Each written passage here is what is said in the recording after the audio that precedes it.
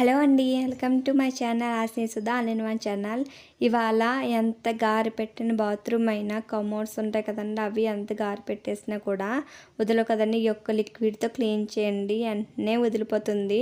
Result అనేది మీరే చూస్తారా. లిక్విడ్ అనేది ఎలా ప్రిపేర్ చేయాలో, ఏ విధంగా క్లీన్ చేసుకోవాలని కూడా వీడియో చూపిస్తున్నానండి. ఆ లిక్విడ్ ప్రిపేర్ చేయడం చూద్దాం రండి. ఆ లిక్విడ్ ప్రిపేర్ చేయడానికి స్టవ్ మీద ఒక గిన్నెతో వాటర్ పెట్టుకున్నాను. అందరింట్లో లెమన్స్ అనేది యూజ్ చేస్తుంటా కదండి. పచ్చి ఉంటాయి, లేదంటే కొన్ని పాడైపోయి కూడా ఉంటే ఆ పాడైపోయి అనేది పాడేయకుండా ఇలా కట్ చేసి యూజ్ చేసుకోండి. మన క్లీనింగ్ ప్రాసెస్కి చాలా బాగా పనిచేస్తాయి. మీరు ఇవే కాకుండా పచ్చి అనేవి యూజ్ చేసుకోవచ్చు. ఇలా వేసుకున్నాం కదా, కట్ చేసుకుని దాంట్లోకి ఒక స్పూన్ దాకా ఉప్పు అని వేసుకోవాలి. నేను రా సాల్ట్ వేసుకున్నానండి. మీ సాల్ట్ అని వేసుకోవచ్చు. వేసుకుని బాగా కలుపుకోవాలి.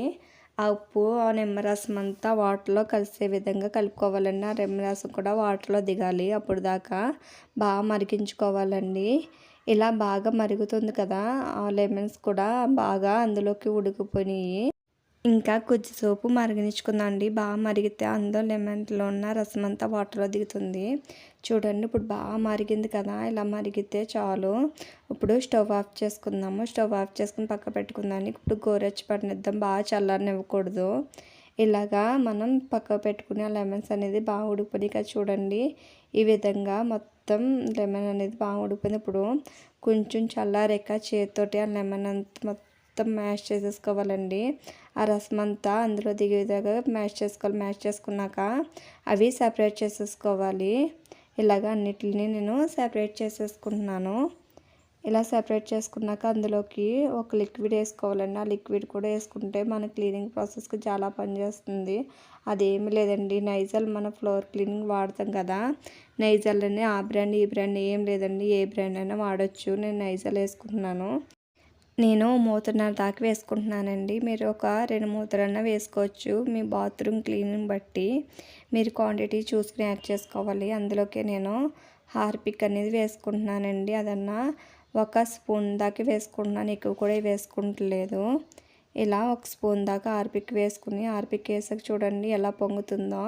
ఈ విధంగా వేసుకున్నాం కదా, ఒక స్పూన్ పెట్టుకుని ఒకసారి కలుపుకుందామండి. మనం నైజాలు హార్పిక్ వేసుకున్నాం కదా, వాటర్లో కలిసే విధంగా కలుపుకుందాము. మొత్తం ఆ లిక్విడ్ అంతా ఆ వాటర్లో బాగా మిక్స్ అయిపోవాలండి. ఈ లిక్విడ్ చల్లారక ముందే మనం బాత్రూమ్ క్లీనింగ్ అనేది చేసేసుకుందామండి. ఏ విధంగా క్లీన్ చేసుకుందాం రండి. ఇప్పుడు లిక్విడ్ అట్టుకెళ్ళి వాష్రూమ్కి అనేది అట్టుకెళ్తున్నాను. బాత్రూమ్ చూడండి క్లీన్ చేసే ముందు ఎలా ఉందో.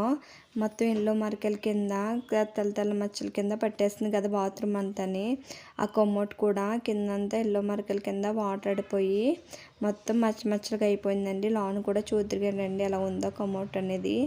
ఈ విధంగా మనం ఎంత క్లీన్ చేసినా కూడా వెంటనే పెట్టేస్తుంటాయి కదా, అవి వీక్లీ వన్స్ అయినా క్లీన్ చేసుకుంటూ ఉండాలండి. చూడండి ఎంత క్లీన్ చేసినా కూడా మొత్తం ఎల్లో మార్కుల కింద అనేది అయిపోయింది. మొత్తం ఫ్లోర్ అంతాని చూస్తున్నారు కదా ఏ విధంగా ఉన్నదో. ఈ విధంగా ఉన్నదాన్ని అలా క్లీన్ చేయాలని చూపిస్తానండి. మనం చేసుకున్న లిక్విడ్ ఉంది కదండి, ఆ లిక్విడ్ అనేది ఇప్పుడు ఇలా వేడిగా ఉన్నప్పుడే మనం యూజ్ చేసేయాలి. ఇప్పుడు ఇది ఇలా ఒక గిన్నె తీసుకున్నానండి. ఆ గిన్నెతోటి మొత్తం ఇలాగా ఫ్లోర్ అంతా వేసేసుకుంటున్నాను. ఇలాగా ఒక గిన్నె తీసుకుని దాంతో కొంచెంగా మొత్తం సైడ్స్ ఎక్కడెక్కడ మనకి మరకలుగా ఉన్నాయో అంతా ఇలాగా మనం వేసేసుకోవాలండి. వేసేసుకున్న ఒక 5 మినిట్స్ అనేది అలా వదిలేయాలి. అలా వదిలేస్తే మొత్తం అది మనం వేసుకున్న లిక్విడ్ అంతా బాగా తింటుందండి. ఇలాగ వేసేసుకుంటున్నాను చూడండి. మొత్తం అనేది ట్యాప్స్ దగ్గర కనెన్స్ కమోడ్స్ కాడ మొత్తం కొమ్మటి చూడండి ఎలా ఉందో, అలా మొత్తం కింద అంతా వేసేసుకుంటున్నాను నేను. అది కూడా వేడిగా ఉన్నప్పుడే యూజ్ చేయాలండి, అప్పుడే బాగా పనిచేస్తుంది. ఎందుకంటే మనం కనబడలేని క్రిమ్స్ అనేది ఉంటాయి కదండి, హాట్ వాటర్ వేయడం వల్ల ఆ క్రిములు కూడా చనిపోతాయి.